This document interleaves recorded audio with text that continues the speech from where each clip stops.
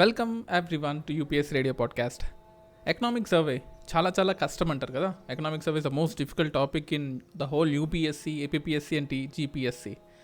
అందులోనూ మెయిన్స్కి సంబంధించిన ఆన్సర్స్ రాయాలంటే చాలా కష్టం.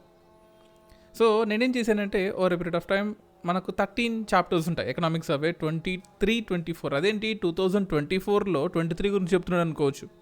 ఇది సర్వే. నీ సర్వే ఏంటి, నీ ప్రోగ్రెస్ కార్డ్ ఏంటి, నువ్వు స్కూల్ మొత్తంలో నువ్వు ఒక ఎగ్జామ్ రాసిన తర్వాత నీకు 10 మార్క్స్కి 5 మార్క్స్ 6 మార్క్స్ వచ్చాయంటే అది నీ సర్వే. అలాగే ఎగ్జామ్ ఎకనామీ అనే ఎగ్జామ్ ఇండియా రాసిన తర్వాత దానికి వచ్చిన మార్కులే ఎకనామిక్ సర్వే. సో ఈ ఎకనామిక్ సర్వేలో మొత్తం ఎక్స్ప్లెయిన్ చేయను. ఎకనామిక్ సర్వేలో ఉన్న కంటెంట్ నుంచి మెయిన్స్కి సంబంధించిన క్వశ్చన్స్ ఆన్సర్స్ తయారు చేసి క్వశ్చను దానికి కావాల్సిన సొల్యూషన్ ఈ రెండు తయారు చేసి నేను మీ ముందుకు వస్తున్నాను. సో ప్రతిరోజు ఒక వీడియో మనకు వస్తుంటుంది. So my name is Dinesh Shetty and economic survey mains క్యూఎండ్ ఎవరికి ఉపయోగపడుతుంది? యూపీఎస్సీ ప్రిపేర్ అయ్యే వాళ్ళకి, ఏపీపీఎస్సీ ప్రిపేర్ అయ్యే వాళ్ళకి అండ్ ముఖ్యంగా టీజీపీఎస్సీ మెయిన్స్ రాసే వాళ్ళకి చాలా బాగా ఉపయోగపడుతుంది. ప్రిలిమ్స్ రాసే వాళ్ళకి ఇంకా ఉపయోగపడుతుంది. సో మనం ప్రిఫేస్తో స్టార్ట్ చేద్దాం. అదేంటి ప్రిఫేస్తో స్టార్ట్ చేయడం ఏంటి, ప్రిఫేస్ ఎందుకు అనుకోవచ్చు. సో ఒక బుక్ని కొనాలంటే ప్రిఫేస్ చూసే కొనాలి. అలాగే ఎకనామిక్ సర్వేని అర్థం చేసుకోవాలంటే ప్రిఫేస్తోనే అర్థం చేసుకోవాలి. So economic survey I think ఈ వివరం మీకు తెలిసే ఉంటుంది. మన దగ్గర నుంచి ట్యాక్స్లు తీసుకుంటుంది ఆవిడే ఇవే. ఇక్కడ నుంచి చూసారా కంటెంట్స్ ఇలాగా చాప్టర్ 1, 2, 3 అని చెప్పేసి 13 చాప్టర్స్ ఉన్నాయి. 13 చాప్టర్స్ మీద నేను క్వశ్చన్స్ చేస్తాను. అందులో ముఖ్యంగా ప్రిఫేస్ నుంచి చేస్తున్నాను ఇప్పుడు. అదేంటి అంటే అక్నాలెడ్జ్మెంట్ నుంచి, అబ్రివేషన్స్ నుంచి, table of contents, charts, boxes ఇవి కూడా చేస్తానంటే ఇవి ఏమి చేయను, నేను భయపడద్దు. ప్రిఫేస్ నుంచి ఒక 2 or 3 క్వశ్చన్స్ అండ్ ఇక్కడ నుంచి ఒక్కొక్క టాపిక్ నుంచి ఒక్కొక్క క్వశ్చన్ నేను చేస్తున్నాను. మెయిన్స్ క్యూఎండే ఇటువంటి కంటెంట్ ఎవరు చేయలేదు మార్కెట్లో and this will definitely be helpful for you, right? ఇప్పుడు క్వశ్చన్ చూద్దాం.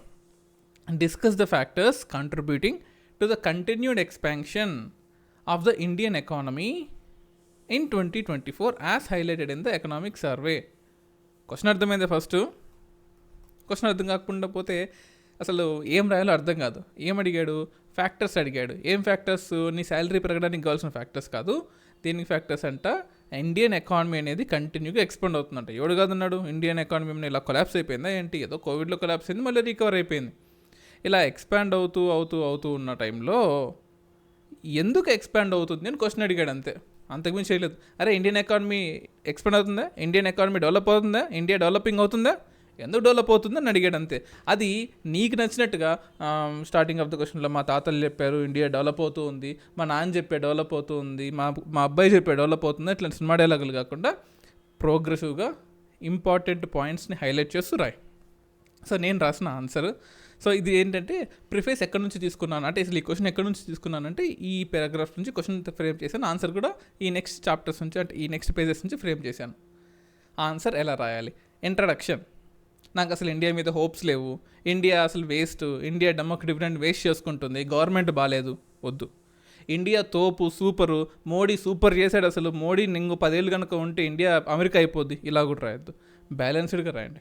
ఎకనామిక్ సర్వే 2024 ఏమి ఇచ్చిందంట? Detailed overview of the Indian constitution గురించి చెప్పింది. నువ్వు చదివావా? లేదు. చదవకపోయినా సరే ఇట్లాంటి ఆన్సర్ రాయాలి. Emphasising it's strong growth and trajectory despite global challenges. ఎందుకంటే మనం బ్లేమ్ చేసుకునేటప్పుడు మన పొలిటీషియన్స్ని బ్లేమ్ చేసుకోకూడదు. ప్రపంచంలో డెవలప్మెంట్ సరిగా అవ్వట్లేదు కాబట్టి, మన గూడ్స్ ఎవడు కొనట్లేదు కాబట్టి మనం కూడా డెవలపింగ్ లేట్ అవుతుంది అని రాసుకొని మనల్ని మనము యూనో సర్ది చెప్పుకోవాలి. మనం ఫెయిల్ అయ్యామనుకో ఏం చెప్తాం? వాడి వల్ల ఫెయిల్ అయ్యాం, వీడి వల్ల ఫెయిల్ అయ్యాం అని చెప్పుకుంటాం కదా, మనిషి నైజం. అలాగే ఎకనామిక్ సర్వే కూడా ఎందుకురా నీకు గ్రోత్ రేట్ అవ్వలేదు, ఎందుకురా 9% అవ్వలేదు ఈసారి, ఎందుకురా 10% అవ్వలేదు అని క్వశ్చన్ చేస్తారని. నేను డెవలప్ అయ్యేవాడినండి కానీ గ్లోబల్ ఎకనామిక్ ఫ్యాక్టర్స్ నా గూడ్స్ ఎవడు కొనలేదు, నాకు డాలర్ రేటు పెరిగిపోతుంది, అక్కడ యుక్రెయిన్ రష్యా కొట్టుకుంటున్నాయి, ఇటు సైడ్ యూరోప్లో ప్రాబ్లమ్స్ ఉన్నాయి, అమెరికాలో మైగ్రేషన్ ఇష్యూస్ ఉన్నాయని వాడి మీదకి నెట్టేయడంలో మనం నెంబర్ 1 కదా. సో అలా ఆన్సర్ని మీరు కూడా స్టార్ట్ చేయండి. అంటే గ్లోబల్ ఎకనామిక్ క్రైసిస్ లేకపోతే గ్లోబల్ ఛాలెంజెస్ మన మీద ఎఫెక్ట్ అవుతున్నాయని చెప్తూ మీరు ఆన్సర్ రాస్తే ఓకే చూద్దాం ఏముంటుందో అన్నట్టుంది. సర్వే ఏం ఎగ్జామిన్ చేసిందంట? Factors contributing to the expansion, challenges faced. ఏం ఛాలెంజెస్ ఫేస్ అయ్యారు అవన్నీ ఇవన్నీ ఆన్సర్లో ఉంటాయి, 13 చాప్టర్స్లో ఉన్నాయి అవన్నీ కూడా. And opportunities available, offering insights into the economic outlook for the coming years, ఇవన్నీ ఉన్నాయని చెప్పేసి రాయొచ్చు. ఫస్ట్ వాడు ఫ్యాక్టర్స్ అడిగాడు కదా, ఫ్యాక్టర్స్ కంట్రిబ్యూటింగ్ 2024లో ఏమున్నాయంట? Robust economic growth, faster economic growth అని రాయొచ్చు. కానీ నీకు ఇంగ్లీష్ వచ్చి ప్రూవ్ చేయాలి కదా ఎగ్జామినర్కి, లేకపోతే ఒక మార్క్ ఎక్స్ట్రా ఎట్లకి వస్తుంది. Robust economic growth. Indian economy is estimated to have grown by 8.2 in real terms, అంటే డూప్లికేట్ టర్మ్స్ కూడా ఉంటుందా, రియల్ జీడిపి, నామినల్ జీడిపి అని నా ఉద్దేశం. Following growth rates of 9.7 and 7% in the previous 2 financial years. నిజం చెప్పండి, అసలు నిజంగా 9.77 వచ్చిందా మనకు? ఎకనామిక్ సర్వే, పాత ఎకనామిక్ సర్వే చూస్తే మీకు అర్థమవుతుంది వచ్చిందో లేదో. సో ప్రస్తుతానికి ఇది రాయండి, ఎకనామిక్ సర్వేలో ఉన్నది రాయండి, క్వశ్చన్ చేయొద్దు, క్రాస్ క్వశ్చన్ చేయొద్దు. The strong performance underscores economy's resilience and its ability to consolidate post covid recovery. చూసారు ఇక్కడ, అంటే కోవిడ్ నుంచి మనం రికవర్ అయ్యాము, we recovered from the covid మహమ్మారి, కోవిడ్ ఏంటంటే డైలాగులు వస్తుంటాం కదా, సరే దాని నుంచి రికవర్ అయ్యాం. నెక్స్ట్ ఫ్యాక్టర్ ఏంటి, పొలిటికల్ స్టెబిలిటీ. ఇది మాత్రం ఒప్పుకుంటాను. ఆల్మోస్ట్ ఇప్పుడు ఎన్నేళ్ళు నాకు తెలిసి 11 yearsగా ఒకే గవర్నమెంట్ రన్ అవుతుంది కదా, ఇంకో 4 years అదే గవర్నమెంట్ రన్ అవుతుంది కదా, బీజేపీ గవర్నమెంట్. సో బీజేపీ నాకు మంచి చేసిందా చెడు చేసిందా పక్కన పెడితే, స్టేబుల్ గవర్నమెంట్ వల్ల ఇన్వెస్ట్మెంట్లు వస్తాయి. నువ్వు ఒప్పుకోకపోయినా స్టేబుల్ గవర్నమెంట్ అనేది అవసరం, అది మనలాంటి డెమోక్రటిక్ కంట్రీస్కి. So India government led by Modi ఉంది కాబట్టి కొంచెం ఇన్వెస్ట్మెంట్ వచ్చే అవకాశం ఉందని చెప్పాలి. మోడీ తోబుతురుము లేకపోతే మోడీ నాకు నచ్చడం రాయొద్దు. So there is a stable government which can attract the investments అని రాయండి. The unprecedented political stability signals continued in economic policies providing a stable environment. దాన్ని కొంచెం అటు మార్చి రాశాను అంతే. ఇది మీకు నచ్చకపోతే, అంటే మీకు ఆన్సర్ ఎక్కువైపోతుందని తీసేసుకోవచ్చు, but it conveys the same meaning. Resilient domestic demand. చూడండి, మన ఇండియాలో పాపులేషన్ తక్కువ కాదు. ఎంత పాపులేషను, 135 crores అన్నాము. నిజంగా సర్వే చేస్తే 141, చైనాను కూడా దాటిపోతామేమో అన్న డౌట్లు చాలామందికి ఉన్నాయి. సో మన దగ్గర డిమాండ్ తక్కువ కాదు, ప్రజలు తక్కువ కాదు. నువ్వు ఏం ప్రోడక్ట్ అన్నా తీసుకురా, ప్రజలు కన్జ్యూమ్ చేసుకుంటూనే ఉంటారు. That is what the demand we have in India. అది కూడా పర్టికులర్గా మనలాంటి మిడిల్ క్లాస్ వాళ్ళు రైజింగ్ ఇన్కమ్స్ మీద, లేకపోతే crucial role in sustainable economic movement మీద, including customer goods, real estate, services, వీటన్నిటికీ మీద డిమాండ్ పెరుగుతుందని ఖచ్చితంగా రాయాలి. ఎందుకంటే మన దగ్గర ఉన్న పెద్ద అసెట్టే అది. Public private investment. అదేంటి పబ్లిక్ ప్రైవేట్ పార్ట్నర్షిప్ విన్నాను కానీ ఇన్వెస్ట్మెంట్ ఏంటి? నిజమే కదా, పార్ట్నర్షిప్ ఉండేదే ఇన్వెస్ట్మెంట్ కోసం కదా. For example viability gap funding అని ఉంటుంది. అంటే ఎలా అంటే, మన రూమ్లో ఫ్రెండ్స్ అందరం ఉంటాం. అరే మామ నువ్వు కర్రీస్ తీసుకురా, నేను రైస్ పెడతాను. అరే నెక్స్ట్ టైం నేను రైస్ పెడతాను, నువ్వు కర్రీస్ తీసుకురా. షేర్ చేసుకుంటాం కదా, ఆస్తులు షేర్ చేసుకున్నట్టు. దానే వయబిలిటీ గ్యాప్ ఫండింగ్ అంటారు. అరే ఇక్కడ నుంచి సూర్యాపేటకి నేను రోడ్ వేస్తాను, సూర్యాపేట నుంచి విజయవాడకి నువ్వు రోడ్ వేయి. అక్కడ టోల్ గేట్ ట్యాక్స్ నువ్వు కలెక్ట్ చేసుకో, ఇక్కడ టోల్ గేట్ ట్యాక్స్ నేను కలెక్ట్ చేసుకుంటాను. కోల్గేట్ కాదు, టోల్ గేట్ ట్యాక్స్ నేను కలెక్ట్ చేసుకుంటాను. సో అలా ఇద్దరం బాగుపడతాం. అటు గవర్నమెంట్ నేను కొంచెం ఇన్కమ్ రెవెన్యూ ఇస్తాను, అంటే నేను కొంచెం ఇన్వెస్ట్మెంట్ పెడతాను, నువ్వు కొంచెం ఇన్వెస్ట్మెంట్ పెట్టు. అలా ఇద్దరం we can have some fun. So public డిమాండ్ని మనం ఫుల్ఫిల్ చేయాలంటే ప్రైవేట్ ఇన్వెస్ట్మెంట్ని తీసుకోవాలి. వద్దా, పబ్లిక్ డిమాండ్ అడుగు, వెళ్ళు. ప్రతి ఒక్క ఇంటికి వెళ్ళి ఎమ్మెల్యేని ఎంపీని పంపించి మేము రోడ్ వేస్తున్నామా, మీ కాంట్రిబ్యూషన్గా 10,000 ఇవ్వండి అంటే ఇస్తారు ఎవరన్నా? ఇవ్వరు. బట్ నువ్వు గ్యారంటీ ఇవ్వు, అమ్మ 10,000 ఇవ్వండి, మీకు 2.5% 10% రిటర్న్స్తో ఇస్తామంటే, అరే ఎక్కడెక్కడ నుంచో అప్పులు చేసే బదులు ప్రజల దగ్గర అప్పులు చేయి, ఆ డబ్బులు ఇండియాలోనే ఉంటాయి కదా. ఇది నేను చెప్తున్నాను, ఎకనామిక్ సర్వేలు ఇవ్వలేదులేండి ప్రజల దగ్గర డబ్బులు తీసుకోమని. So as the private sector recovers in the balance sheet challenges. నిజంగా రికవర్ అయింది. అంటే మనకు ట్విన్ బ్యాలెన్స్ షీట్ అని ఒక ప్రాబ్లం ఉంటుందన్నమాట. ట్విన్ బ్యాలెన్స్ షీట్ ప్రాబ్లం కొంచెం రికవర్ అయిందన్నమాట. సో దాని గురించి రాయొచ్చు. నెక్స్ట్ పాయింట్ చూసుకున్నట్లయితే ఫేవరబుల్ ఎక్స్టర్నల్ పొజిషన్. ఒప్పుకోవాలి, ఎందుకంటే కరెంట్ అకౌంట్ డెఫిసిట్ తగ్గిపోయింది. ఎప్పుడూ లేనంతగా కరెంట్ అకౌంట్ డెఫిసిట్ తగ్గిపోయింది.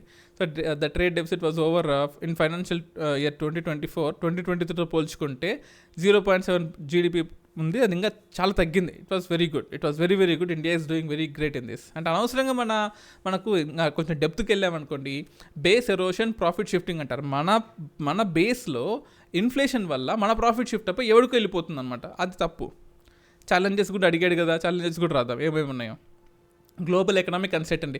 వాడు బాగాలేదు, పక్కన వాళ్ళు బాగాలేదు, వాళ్ళ వల్ల నేను చెడిపోయాను అని చెప్తుంది ఈ పాయింట్. అంటే ప్రపంచంలో రకరకాల ప్రాబ్లమ్స్ ఉన్నాయి, ఈ ప్రాబ్లమ్స్ వల్ల ఇండియా గ్రోత్ సరిగా అవ్వలేదు అని ఫస్ట్ ఒక పాయింట్. ఇన్ఫ్లేషనరీ ప్రెజర్స్, ప్రైస్లు ఏమో పెరిగిపోతున్నాయి, నేను ఇంపోర్ట్ చేసుకున్నప్పుడు ఒక ప్రైస్ ఉంది, నేను ఎక్స్పోర్ట్ చేసినప్పుడు ఇంకో ప్రైస్ ఉంది, గ్లోబల్లో ఇన్ఫ్లేషన్ పెరిగిపోతుంది. ఆఖరికి యూరోప్ లాంటి దేశాల్లో కూడా 2%, 3%, 5% ఇన్ఫ్లేషన్ ఉందని చెప్పేసి వాడి మీదకి బ్లేమ్ చేస్తూ ఒక పాయింట్ రాయొచ్చు. Private sector investment momentum, private sector అంతగా అంటే అనుకున్నంతగా రావట్లేదు, కొంచెం స్లో అవుతూ ఉంది. ఎందుకంటే ఇక్కడ కూడా కొన్ని ప్రాబ్లమ్స్ ఉన్నాయి. There are so many problems. నాకు గవర్నెన్స్లో ప్రాబ్లమ్స్ ఉన్నాయి, ఇన్వెస్ట్మెంట్లో ప్రాబ్లమ్స్ ఉన్నాయి, అలాగే వాల్యూ చైన్లో ప్రాబ్లమ్స్ ఉన్నాయి. నాకన్నా తక్కువ ఇంట్రెస్ట్ రేట్ని ఇస్తూ, ఇన్ఫ్యాక్ట్ చెప్పాలంటే ఎక్కువ ఆపర్చునిటీస్ ఇచ్చేవాడు వేరే దొరికాడు. ఫర్ ఎగ్జాంపుల్, నేను ఫ్లిప్కార్ట్లో గూడ్స్ కొంటాను, అమెజాన్లో గూడ్స్ కొంటాను అనేది వాడు ఇచ్చే ఆఫర్ని బట్టి ఉంటుంది. ఐఫోన్ తీసుకుందాము, ఒక వెబ్సైట్లో నాకు 40,000 ఉంది, ఇంకో వెబ్సైట్లో 39,000 ఉంది. నేను ఎందుకు 1,000 రూపీస్ వేస్ట్ చేసుకోవాలని ఆ వెబ్సైట్లో పోయి కొనుక్కుంటాను కదా, అఫ్కోర్స్ జెన్యూన్ అయితేనే. సో మనకన్నా తక్కువ ఇంట్రెస్ట్ రేట్తో మనకన్నా ఎక్కువ బెనిఫిట్స్ ఇచ్చే దేశాలు పక్కన ఉన్నాయి, వాటికి వెళ్ళే అవకాశం కూడా ఉంది కదా. అందుకోసం ఇప్పుడు అట్రాక్ట్ చేయాలి. ఇది ఆపర్చునిటీస్ ఏమేమి రాయొచ్చు, ఇండియాకి ఏమున్నాయి. స్ట్రెంథనింగ్ క్యాపిటల్ ఫార్మేషన్, మన దగ్గర ఉన్నదే క్యాపిటల్ మన దగ్గర ఉంటే మనుషులు అంటే హ్యూమన్ రిసోర్సెస్ క్యాపిటల్ గురించి చెప్తున్నాడు, మనీ క్యాపిటల్ గురించి కాదు. సో ఇక్కడ ఏం చెప్తున్నట్టే ఆ మనీ క్యాపిటల్ని స్ట్రెంథన్ చేయండి అమ్మా, అంటే స్ట్రీమ్ లైన్ చేయండి.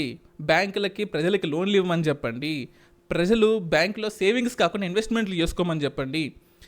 అలాగే పొలిటికల్ స్టెబిలిటీని కొంచెం తీసుకురండి. అంటే థర్డ్ టర్మ్ మ్యాండేట్ ఇవ్వడం వల్ల కొంచెం పొలిటికల్ స్టెబిలిటీ వచ్చింది, దాని గురించి ఒక point. Digital and green growth, so digital point of వ్యూలో నెంబర్ ఆఫ్ యూపీఐ పేమెంట్స్ ఇవన్నీ పెంచండి. గ్రీన్ గ్రోత్ అంటే rather than carbon based growth కాకుండా ఎన్విరాన్మెంట్ పాయింట్ ఆఫ్ వ్యూలో and renewable energy point of వ్యూలో ఇండియాని డెవలప్ చేయండి, సస్టైనబుల్ డెవలప్మెంట్ చేయండి. సో ఇలా మొత్తం ఆన్సర్ రాస్తూ కన్క్లూజన్లు ఏం రాయాలి? ద ఎకనామిక్ సర్వే 2024 అంటే 2024 highlights India's robust economic expansion. అరే సూపర్గా డెవలప్ అవుతుంది ఇండియా. అందులో ఏముందంట? డిమాండ్ ఉంది, there is huge amount of demand, strong investments ఉన్నాయి, పొలిటికల్ స్టెబిలిటీ ఉంది. అంటే ఇందాక చెప్పిందంతా ఇక్కడ మళ్ళీ రీరైట్ చేశారనమాట. అంత study also warns of global uncertainties. So plus demand, strong investment plus political stability plus, ఇక్కడ మైనస్. 3 ప్లస్లో ఒక మైనస్. ఎవరు గెలుస్తారు? ప్లస్సే గెలుస్తుంది, అవునా? అంటే ఇంటూ చేయొద్దు, మళ్ళీ ప్లస్ చేయండి అంతే. By seizing opportunities in capital formation, digital transformation and green growth. ఇందాక లాస్ట్ పాయింట్ చెప్పాక digital transformation, green growth, India can continue the growth trajectory and achieve it's long term economic prosperity. So ఇలా ఒక positive నోట్తో కనుక మీరు కనుక ఒక ఆన్సర్ని conclude చేస్తే you will definitely get 1 mark extra. ఇది నీ ఆన్సర్ రాసి నీకు 6 మార్కులు 7 మార్కులు 10కి 12కి వస్తాయని చెప్పట్లేదు. నీకు వచ్చే 5 మార్కులకి 1 మార్క్ ఎక్స్ట్రా వస్తుంది. అండ్ ఈ ఆన్సర్స్ చూడడం వల్ల ఏమవుతుందంటే ఎకనామిక్స్ సర్వే మొత్తం నువ్వు చదవకుండా దాన్ని Q&A ఫార్మాట్లో, క్వశ్చన్ అండ్ ఆన్సర్ ఫార్మాట్లో కనుక నువ్వు విన్నట్లయితే నీకు ఆన్సర్కి ఆన్సర్ దొరుకుతుంది. At the same time economic survey revise చేసినట్టు దొరుకుతుంది. అండ్ 13 చాప్టర్స్ ఏవైతే ఉన్నాయో ఒక్కసారిగా ఈ వీడియోస్ యూపీఎస్సీ రేడియో వీడియోస్ చూస్తే నీకు మొత్తం దొరికిపోతుంది. రైట్, ఇక్కడ నా నెంబర్ ఉంటుంది. If you can message in me in WhatsApp for mentorship programme also. And ప్రతిరోజు లైవ్ క్లాసెస్ కూడా ఉంటాయి. And all the details are showed in the డిస్క్రిప్షన్లో మన యాప్ కూడా ఉంటుంది, గ్రూప్స్ గురించి అనే యాప్, అది కూడా డౌన్లోడ్ చేసుకోండి. అండ్ కంటెంట్ ఎంజాయ్ చేయండి. ఎకానమీ అలాగే బోరింగ్ సబ్జెక్ట్ అంటాం, and I will make that so much interesting that you won't leave economy. So thank you. Stay tuned to UPS Radio podcast. This is Dinesh Shetty signing off.